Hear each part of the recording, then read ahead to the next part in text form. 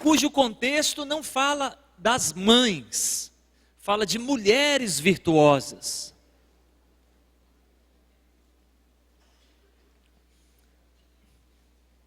Várias nuances de suas virtudes, com os filhos, com o marido, com a casa.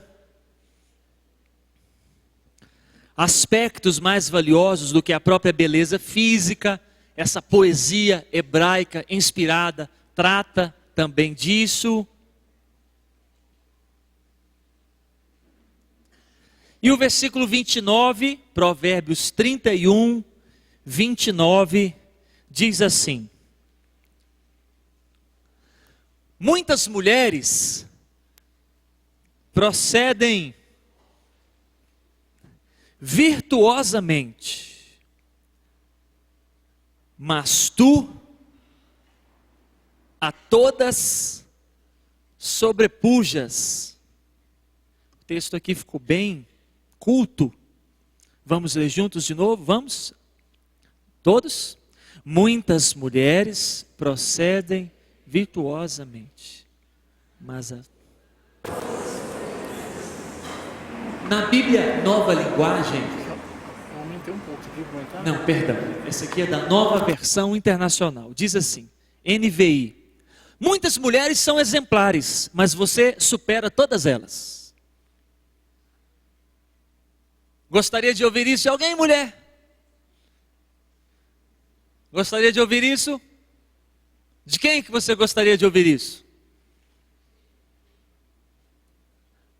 Muitas mulheres são exemplares, mas você supera todas elas. É o que esse versículo está dizendo. As mães acabam superando mesmo as outras mulheres por vários aspectos. A vida nos dá grandes ensinamentos acerca de vocês mulheres, de vocês mães. Quase que nós não encontramos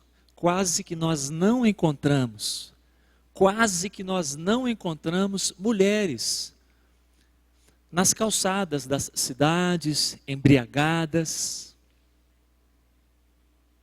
nos sinais como pedintes, nos estacionamentos dos supermercados. É muito difícil você encontrar mulheres em condições de extrema miséria. E é impressionante como elas, em igualdade de condições, mesmo sem o Evangelho, são tão guerreiras por causa dos filhos. Pouquíssimos homens conseguiriam segurar a onda de famílias gigantes com 6 filhos, 7 filhos, 8 filhos e muitas, milhares, seguraram a onda sozinhas. E quando eu digo segurar a onda, algumas delas em nossa nação, as histórias são abundantes, foram com serviços gerais, foi em cantina de escola, foi como ajudante em casas de família, impressionantes. De fato, sobrepujam as outras. E algumas sem o Evangelho nelas também. Há um senso de família, um senso de cuidado, um senso de não abandonar impressionante nas mulheres. E elas, o cidadão some e elas, o cidadão não assume e elas, o cidadão morre e elas. É um negócio muito precioso. Mas eu gostaria que juntos refletíssemos em algo ainda mais precioso do que essa guerra pela vida humana e tão somente no plano humano da vida, que já é maravilhoso. Eu gostaria que nós fôssemos para o andar um pouco mais alto. A superação da maternidade é linda demais, de várias mulheres em vários aspectos. Alguns de vocês conhecem essas histórias na casa de vocês, em avós de vocês, em bisavós de vocês, histórias que chegaram até nós, de tanta vitória. Na nossa igreja há histórias assim, de algumas poucas que eu já conheci. Em minha casa hoje há mais uma assim, com essa história, com o seu filho. Ela saiu do seu país, veio para o Rio Grande do Sul para ser empregada doméstica, ficou lá 2 anos, está em Goiânia há 3 anos, e depois que ela chegou aqui em Goiânia, arrumou um homem, e isso é um perigo. Arrumar um homem é um perigo. Aí ela arrumou um homem, aí teve um filho com esse homem, e montaram uma casa. Aí ele disse, vamos vender tudo e vamos trabalhar no estado tal. Aí venderam tudo, foram para lá, não deu certo, vamos voltar para Goiânia. Aí montaram a casa de novo, aí pela segunda vez, vamos vender tudo e vamos para o estado tal de São Paulo. Aí venderam tudo, aí voltaram. Aí quando chegaram aqui sem nada, ele saiu de casa. E deixou ela com a criança paraguaia, com o menino Samuel, numa casa, num barracão alugado, sem geladeira, sem cama, sem sofá. Mas ela não larga aquele menino. Samuel tem uma mãe. São muitas histórias, muitas. Você conhece a história da Dona Mônica? Dona Mônica, está aí no boletim, abre o boletim, lá na pastoral, história da Dona Mônica. Boletim na parte celebrando as mães na história da igreja. A Dona Mônica, nascida em Tagaste, hoje Sulk Aras, na Argélia. Boletim pastoral celebrando as mães na história da igreja, lá no 4º parágrafo. Encontrou? Dona Mônica, vamos ver um pedacinho da história da Dona Mônica. Nascida em Tagaste, hoje Sulk Aras, na Argélia, norte da África, em 332, Mônica era filha de uma família cristã, mas casou-se com um rapaz pagão. Perigo. Chamado Patrício, que era funcionário público. Aos 22 anos, ela deu à luz a Agostinho, que ainda era jovem. O seu filho aderiu à religião maniqueísta, uma mistura de crenças iranianas, babilônicas, com elementos do budismo. Além do desvio doutrinário da sua mamãe cristã, Agostinho entregou-se inteiramente aos prazeres da carne, prostíbulos, prostituição, mulheres. E em momento algum Mônica desistiu de ver o filho livre de ambos os males. Nem quando Agostinho, aos 29 anos, se transferiu para a cidade de Roma, depois para Milão, para ensinar retórica e gramática. E graças à misericórdia de Deus e ao descontentamento perseverante de Mônica, prevaleceu até mesmo quando o filho abandonou o maniqueísmo e se tornou um ateu naqueles seus dias.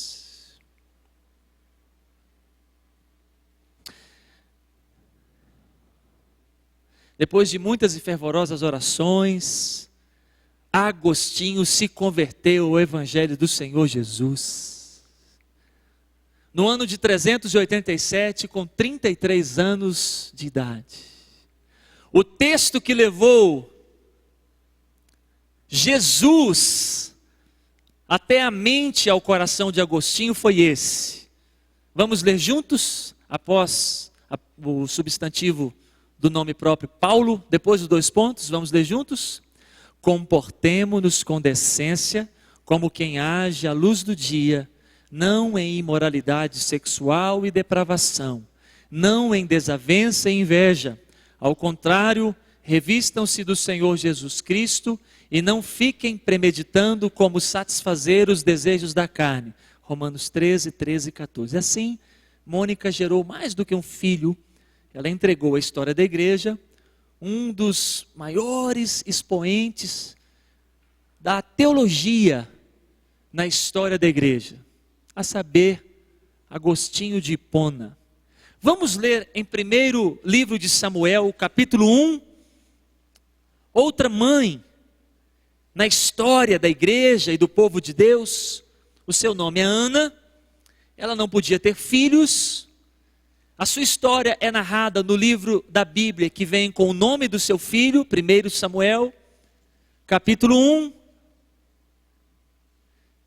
No versículo 11 diz assim: e fez Ana um voto a Deus, dizendo, 1 Samuel 1,11: Senhor dos exércitos, se benignamente atentares para a aflição da tua serva, e de mim te lembrares, e da tua serva te não esqueceres, e lhe deres um filho varão, um homem, ao Senhor eu darei esse menino por todos os dias da vida dele, e sobre a cabeça dele sequer passará navalha, o seu voto será expresso pelo seu cabelo que nunca será cortado.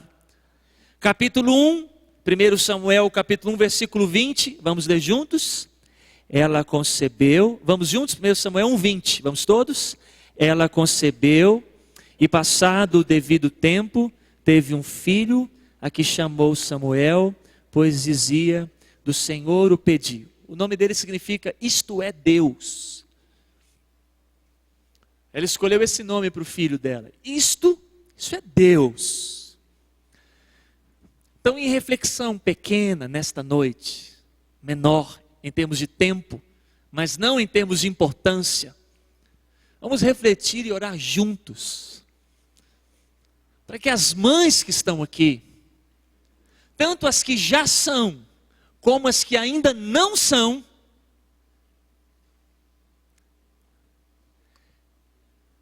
que entre em vocês o desejo de participar da história do povo de Deus, gerando um filho ou filha para isso. Ter esse desejo em você. Parece que primeiramente o desejo de Ana era somente ter um filho. Parece que primeiramente o desejo de Ana era apenas engravidar-se, por causa de um problema cultural seríssimo de sua época. As mulheres estéreis, elas eram de uma prateleira inferior, se não gerassem filhos. Ana até sofria os bullying da época, por não ter dado filho algum ao seu marido Eucana.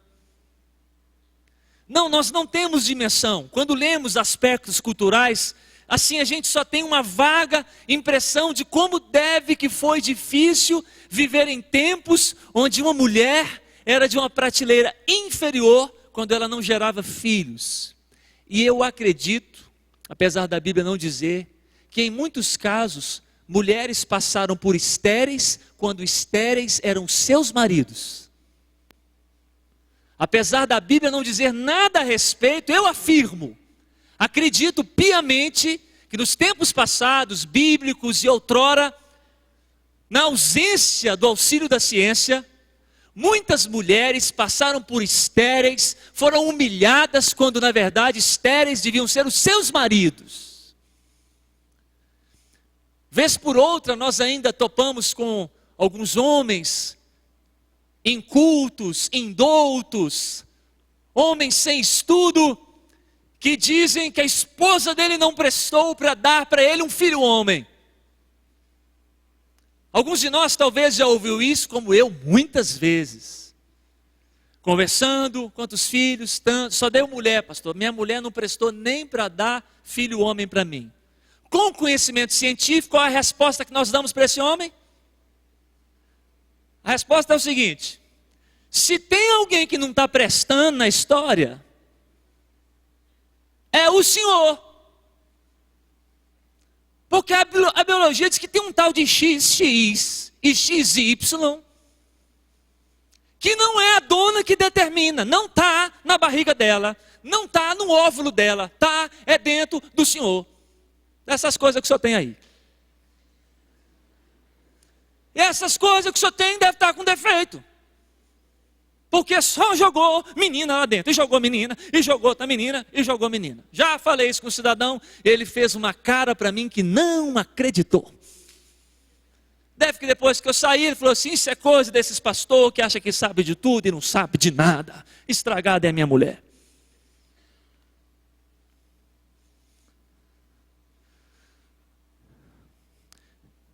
O desejo de Ana não era somente o desejo de ter um filho.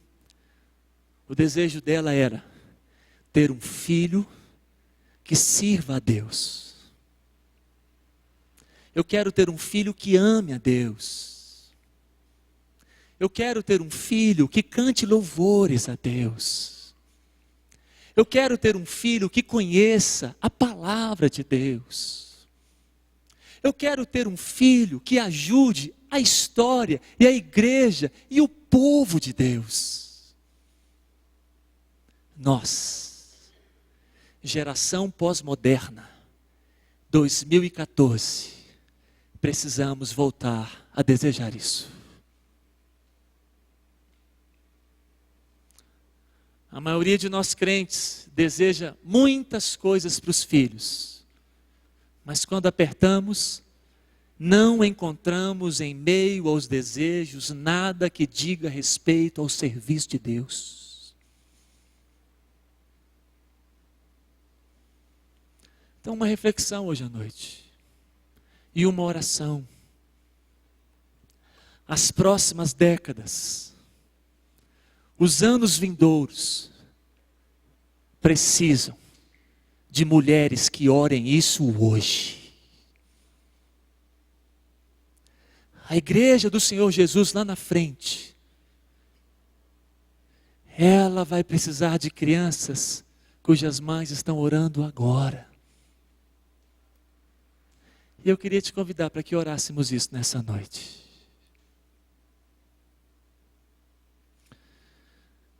E particularmente orar para que muitos de nós mudemos em nosso coração, mente e palavras a escala de valores quando apresentamos os nossos filhos para as outras pessoas.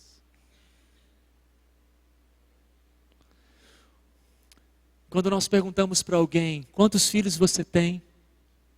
Nós só perguntamos quantos filhos tem. A pessoa diz quantos são, quantos anos tem e formado em que eles são. E essa terceira informação vem com riqueza de detalhes, com abundância de detalhes. E de Deus, menção alguma. Imagina na volta de Jesus, nós apresentando para Jesus os nossos filhos, que trabalharam muito e serviram no reino dos homens, mas que no reino dos céus fizeram pouco ou quase nada.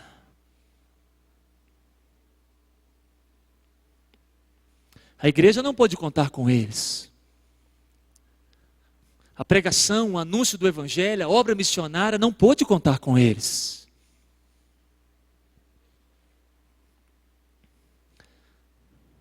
Vamos orar diferente nessa noite. Pais e mães, descansem. A maioria dos seus filhos continuará sendo o que eles são na profissão deles. Mas Deus quer que eles sejam grandes homens de Deus lá. A nossa geração não precisa de grandes advogados. A nossa geração não precisa de grandes magistrados. A nossa nação e a nossa geração não precisa de grandes homens na política. A nossa geração não está precisando de competência humana. Nossa geração precisa de homens e de mulheres que sejam retos, que sejam honestos, que resistam o pecado, e isso só homens e mulheres de Deus conseguirão. Mãe, continue orando para que o seu filho seja um grande juiz, um grande magistrado, cheio do Espírito Santo de Deus. Um grande promotor cheio do Espírito Santo de Deus. Um grande médico, engenheiro, comandante de aeronaves, cheio do Espírito Santo de Deus, cujo semblante brilhe como o rosto de Estevão. Que as pessoas olhem e digam, esse comandante é diferente, Esse juiz é diferente. Quando cheguem nele para cumprimentar, eles falem de Deus para a pessoa. E que seja essa a maior menção acerca do seu filho.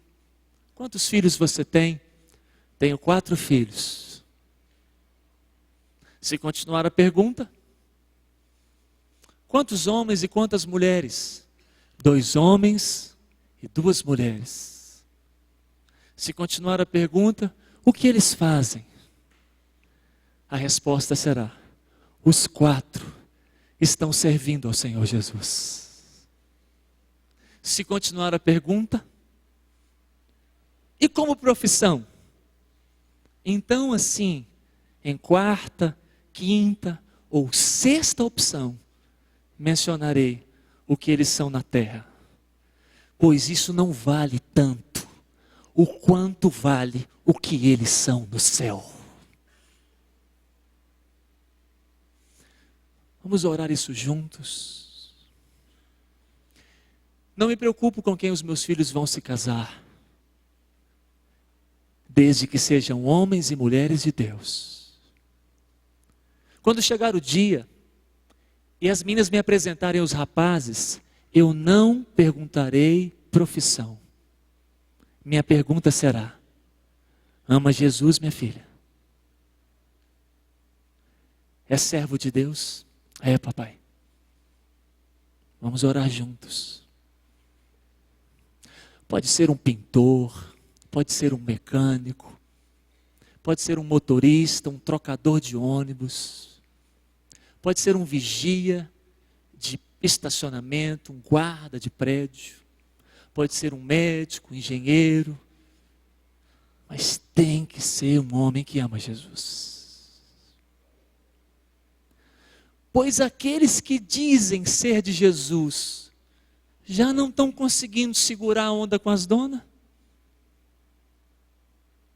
Imagina os que andam longe de Jesus. O mesmo interesse haverá para os meninos, o mesmo. Na mesma prateleira, no mesmo nível. Pai, preciso que o Senhor me ajude.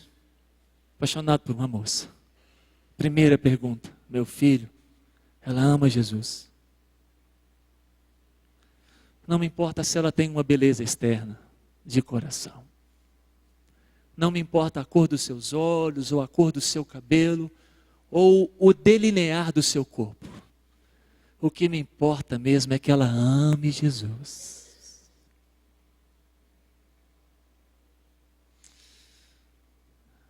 Aí vamos orar isso com as mães hoje à noite. Que o Senhor nos faça Dona Mônica em nossa geração. Atenção, mães, que os filhos estão desviados. Garrem na oração. Ele pode ser o próximo grande pastor da igreja presbiteriana do Brasil. Atenção, mães, que os filhos agora, mães, ouçam-me. Vocês que os filhos agora, mães, ouçam-me. Vocês que os filhos agora estão em motéis, estão em prostituição, estão viciados em droga, garrem na oração por eles. Eles podem ser os grandes homens de Deus de amanhã. Volte a orar, mãe. Volte a jejuar, mãe. Você ainda verá o seu filho adorando o Rei dos Reis. Garre na oração. Dona Mônica, a lista é grande, são muitas. Dona Ana, a lista é grande, são muitas. Que vocês sejam mais umas dessas, no nome de Jesus. Deixa entrar esse desejo em você. No nome de Jesus. Seja liderando um louvor, seja liderando um movimento de oração, seja liderando viagens missionárias, seja liderando um grupo de coreografia, seja participando de impacto missionário no Nordeste. Deseje ver o seu filho participando da história da igreja de Jesus. Alguns deles continuarão sendo as profissões que eles já estão andando nelas. Eles vão chegar na engenharia, na medicina, mas que eles cheguem lá cheios do Espírito Santo de Deus. Que em nome do Senhor Jesus, no futuro bem próximo, que antes das cirurgias, vejamos equipes inteiras dizendo: vamos fazer uma oração. E uma oração sendo feita, objetiva, rápida, simples. Vamos sonhar, ver em nossa nação altos comandos, antes de entrarem para a plataforma da direção, na porta de trás, de mãos dadas, falando com o Senhor Jesus. E que em meio a esses e essas estejam os nossos filhos no nome de Jesus. Que louvores, canções que vão marcar a geração desse país, que ainda não foram cantadas, sejam cantadas no Brasil, através da composição de letra e melodia dos nossos filhos, no nome de Jesus.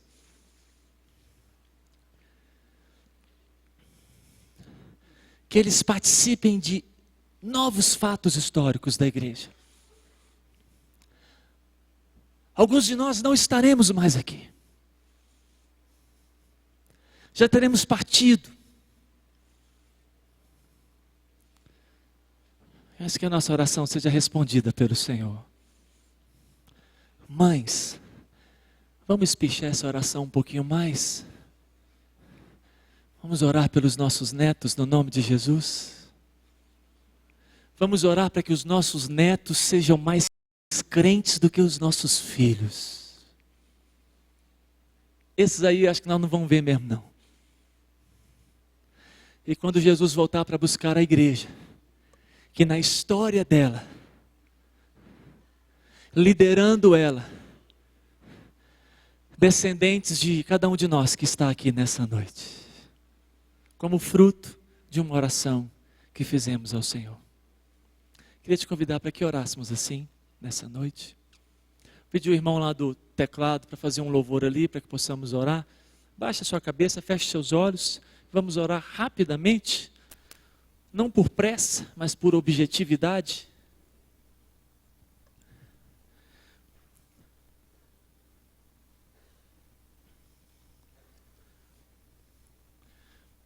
As mulheres que quiserem